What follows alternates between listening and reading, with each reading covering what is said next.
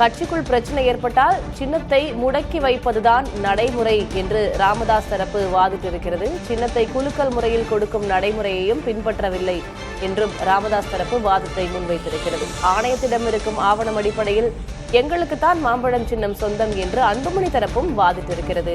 இந்நிலையில் உச்சநீதிமன்ற தலைமை நீதிபதி கருத்து கூறியிருக்கிறார். நீங்கள் இருவரும் கொடுக்கும் அழுத்தத்தில் மாம்பழம் ஜூஸ் ஆகிவிடக் கூடாது என்று தெரிவித்திருக்கிறார். இந்நிலையில் உச்சநீதிமன்ற தலைமை நீதிபதி கருத்து கூறியிருக்கிறார். நீங்கள் இருவரும் கொடுக்கும் அழுத்தத்தில் மாம்பழம் ஜூஸ் ஆகிவிடக் கூடாது என்று தெரிவித்திருக்கிறார். மாம்பழ சின்னத்தை முடக்க கோரி ராமதாஸ் தொடர்ந்த வழக்கை தள்ளுபடி செய்தும் சின்னம் தொடர்பாக தேர்தல் ஆணையத்தை அணுகவும் உத்தரவிட்டார். அதல பாதாளத்தில் இருக்கிறதா பாட்டாளி மக்கள் கட்சி? அப்பா மகனால் உடையப் போகிறதா பாட்டாளி மக்கள் கட்சியின் ஓட்டு வங்கி? திணறும் தொண்டர்கள். வணக்கம் நேயர்களே, இது ஐவிட்னஸ் டிவி. நான் உங்கள் ஐவிட்னஸ் வீடியோ ரமேஷ். தொடர்ந்து ஐவிட்னஸ் டிவியில் நல்ல கண்டென்ட்டுகளை கொடுக்குறோம். ஐவிட்னஸ் டிவியை மறக்காமல் சப்ஸ்கிரைப் பண்ணுங்கள், லைக் பண்ணுங்கள், ஷேர் பண்ணுங்கள். பாட்டாளி மக்கள் கட்சியின் எதிர்காலம், தொண்டர்களின் தவிப்பு மற்றும் தந்தை மகன் இடையிலான இந்த அரசியல் பிளவு. தேர்தலுக்கு முன் தந்தை மகன் ஒற்றுமை சாத்தியமா? தமிழகத்தின் அரசியல் களத்தில், குறிப்பாக பாட்டாளி மக்கள் கட்சியின் உதயத்திலிருந்து அதன் ஒவ்வொரு மைல்கல் போராட்டங்களையும் சுமாராக ஒரு 12 ஆண்டுகளுக்கு மேலாக நான் ஒரு புகைப்பட கலைஞனாக, பத்திரிகையாளனாக பார்த்த அந்த ஒற்றுமை இன்று சிதைந்து தந்தை ஒரு திசையிலும் மகன் ஒரு திசையிலும் அரசியல் பயணம் செய்வது அந்த இயக்கத்தின் மீது அன்பு வைத்திருக்கும் ஒவ்வொரு தொண்டனின் மனதையும் ரணகளமாக்கி இருக்கின்றது என்பதுதான் உண்மை. சுமாராக 35 to 45 ஆண்டுகால உழைப்பு, வன்னியர் சங்கத்தின் போராட்ட வரலாறு, இவை அனைத்தும் வெறும் வரலாற்று பக்கங்களாக மாறிவிடுமோ என்ற அச்சம்தான் எனக்குள்.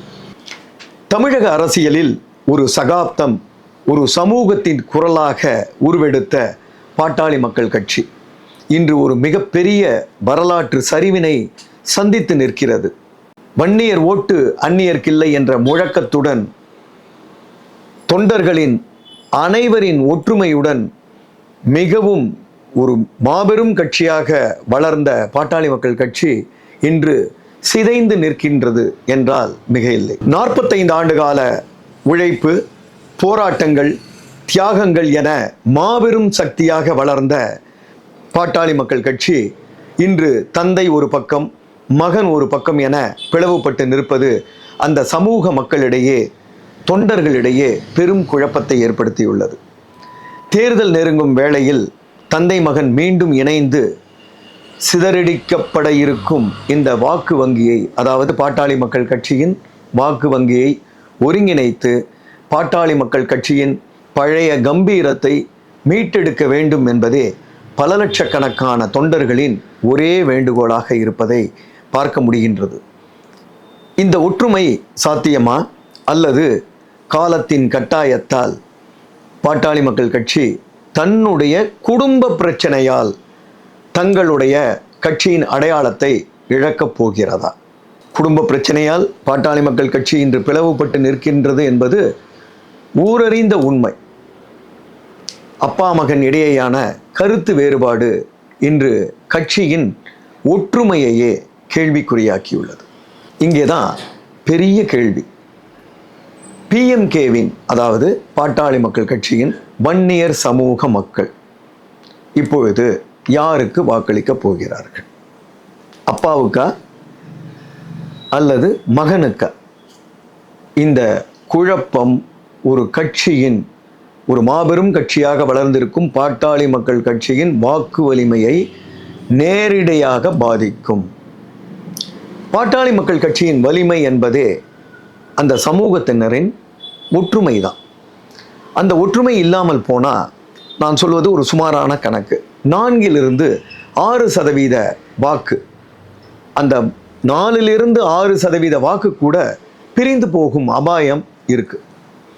அது நடந்தால் இந்த தேர்தலில் மட்டுமல்ல, எதிர்காலத்திலும் பாமகவின் பலம் குறையும் அபாயம் உள்ளது. வன்னியர் சமூகத்திற்காக வன்னியர் சங்கம் தொடங்கி பின்னர் அதை அரசியல் சக்தியாக மாற்றியவர் மருத்துவர் ஐயா ராமதாஸ் அவர்கள். இது யாராலும் மறுக்க முடியாது. 1987 இடஒதுக்கீட்டிற்காக அவர் நடத்திய தொடர் போராட்டங்களும் அதன் விளைவாக வன்னியர் சமூகத்தையும் உள்ளடக்கிய மிகவும் பிற்படுத்தப்பட்ட வகுப்பினர் மற்றும் அறிவிக்கப்படாத சமூகத்தினருக்காக கிடைத்த 20% இடஒதுக்கீடு எம்பிசி, மிகவும் பிற்படுத்தப்பட்ட வகுப்பினர் என்ற தனி இடஒதுக்கீட்டு பிரிவை உருவாக்கியது மற்றும் பின்னர் கிடைத்த 10.5% உள் இடஒதுக்கீடு முயற்சி வரை அவரது பங்கு என்பது அளவிற்கரியது. எந்த கூட்டணியில் இருந்தாலும் தன் சமூகத்தின் 4-6% உறுதியான வாக்கு வங்கியை தன் கைவசம் வைத்திருந்தவர் டாக்டர் ஐயா அவர்கள். ஒரு கிளை செயலாளரை கூட அமைச்சராக்கும் வலிமை பெற்ற ஒரு கட்சி, அதற்கான அங்கீகாரத்தை அளித்தவர் மருத்துவர் ஐயா அவர்கள். ஆனால் இன்று நிலைமை தலைகீழாக மாறியிருக்கின்றது. குடும்ப போர் இப்பொழுது அரசியல் போராக வெடித்திருக்கிறது. டாக்டர் அன்புமணி ராமதாஸ் இவர் தற்பொழுது அண்ணா திராவிட முன்னேற்ற கழகம் மற்றும் பாரதிய ஜனதா கட்சியில் கூட்டணியாக இணைந்து 18 இடங்களை பெற்று தற்பொழுது 2026 சட்டமன்ற தேர்தலை சந்திக்க இருக்கின்றார். மறுபுறம் நிறுவனர் ஐயா அவர்கள் திருமதி சசிகலா அவர்களின் புதிய கட்சியோடு கைகோர்த்து தனி பாதையில் பயணிக்கிறார். கட்சியின் அடிமட்ட தொண்டர்களுக்கும் வன்னியர் சமூக மக்களுக்கும் இப்பொழுது மிக பெரிய கேள்வி, ஓட்டு யாருக்கு? அப்பாவுக்கா அல்லது மகனுக்கா? இதுதான் தொண்டர்கள் மத்தியில் எழுந்துள்ள மனக்குமுறல்கள், கேள்விகள். ஒற்றுமையாக இருந்தபொழுது பார்கெய்னிங் பவர், அதாவது எங்களுக்கு இவ்வளவு இடங்கள் தேவை, அந்த இருந்த பார்கெய்னிங் பவர் இப்பொழுது சிதறி போய்விட்டது. சமூக பாதுகாப்பு மற்றும் இடஒதுக்கீடு போராட்டங்கள் நீர்த்து போய்விடுமோ என்ற அச்சம் தொண்டர்களிடையே. ஓட்டுக்கள் பிரிந்தால் அது மாற்றுக் கட்சிகளுக்கு சாதகமாக அமைந்து விடுமோ என்ற கவலை ஒரு பக்கம். ஒற்றுமையில்லாத கட்சி எவ்வளவு வலிமையான பின்னணியை கொண்டிருந்தாலும் சரிவை சந்திக்கும் என்பதுதான் வரலாறு. தந்தை மகன் இருவருமே வெவ்வேறு துருவங்களில் நிற்பது 45 ஆண்டுகால பாட்டாளி மக்கள் கட்சியின் உழைப்பினை, தொண்டர்களின் எதிர்பார்ப்பை வீணடித்து விடுமா, அல்லது இந்த பிளவு ஒரு புதிய அரசியல் மாற்றத்திற்கு வழிகாட்டியாக அமைந்து விடுமா என்ற கவலை தொண்டர்களிடையே இருக்கின்றதை பார்க்க முடிகிறது. ஒற்றுமையே பலம். சிதறடிக்கப்படும் வாக்குகள் சமூகத்தின் உரிமைகளை பாதிக்கும் என்பதை தலைவர்கள் உணர்வார்களா? கொள்கை ரீதியாகவும் கூட்டணியின் கட்டாயத்தாலும் அவர்கள் இருவேறு துருவங்களில் நிற்பதை நாம் பார்க்க முடிகிறது. இது தற்போதைய கள யதார்த்தம், கிரவுண்ட் ரியாலிட்டி இதுதான். திருமதி சசிகலா அவர்களின் புதிய கட்சியுடன் டாக்டர் ஐயா அவர்கள் இணைந்திருப்பது வன்னியர் வாக்குகளை தாண்டி ஒரு மாற்று அரசியலை உருவாக்க முயற்சிப்பதை காட்டுகிறது. அதே சமயம் அன்புமணி ராமதாஸ் அவர்கள் அண்ணா திராவிட முன்னேற்ற கழகம் பாரதிய ஜனதா கட்சி கூட்டணியில் இருப்பது அதிகாரத்தில் பங்கு வகிக்க வேண்டும் என்ற அவரது நீண்டகால பார்வையை உணர்த்துகிறது. நிச்சயமாக தேர்தல் முடிவுகள் வரும்போதுதான் இந்த தந்திரம் வெற்றியா அல்லது தோல்வியா என்பது தெரியும். ஆனால் தொண்டர்களின் மனநிலையை பொறுத்தவரை அப்பா மகன் இருவரும் ஒற்றுமையுடன் இணைந்தால் மட்டுமே இக்கட்சி வலிமையான கட்சியாக தொடரும் என்பதுதான் நிதர்சனமான உண்மை. தொண்டர்களின் குழப்பம் தீருமா அல்லது பாட்டாளி மக்கள் கட்சியின் கோட்டை சரியுமா? தந்தை மகன் இருவரும் ஒற்றுமையுடன் இணைந்தால் மட்டுமே இதற்கு ஒரு தீர்வு என்பது கிடைக்கும். விட்டு கொடுப்பவன் கெட்டு போனதில்லை என்பது பழமொழி மட்டுமல்ல, அது உறுதியான மொழியும். டாக்டர் ஐயா அவர்களுக்கும் வயது, அதாவது இந்த மூப்பு என்று சொல்வோம் இல்லையா, அந்த வயதின் காரணமாக நிச்சயமாக அரசியலில் அவரால் முன்பிருந்த அளவிற்கு பணியாற்ற முடியுமா என்றால் கேள்விக்குறிதான். இது நாடறிந்த உண்மை, இது அவரும் அறிந்த உண்மை. சில பிடிவாதங்கள் தந்தை மகனிடையே இருக்கக்கூடிய ஒரு குடும்ப போர் என்று சொல்லலாம். அந்த குடும்ப போர் என்பது இப்பொழுது அரசியல் போராக வெடித்திருக்கின்றது.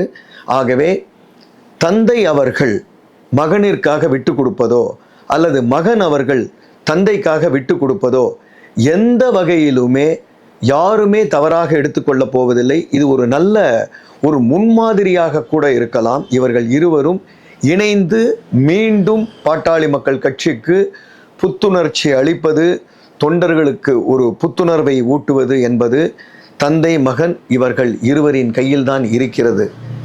ஆகவே இவர்கள் அதனை சிந்தித்து 2026ஆம் ஆண்டு தேர்தல் நடைபெறுவதற்குள் இரண்டாக பிளவுபட்டிருக்கும் பாட்டாளி மக்கள் கட்சி ஒன்றாக இணைந்து இந்த தேர்தலை சந்திக்க வேண்டும் என்பதுதான் அனைத்து வன்னிய சமுதாய மக்களின் விருப்பம்.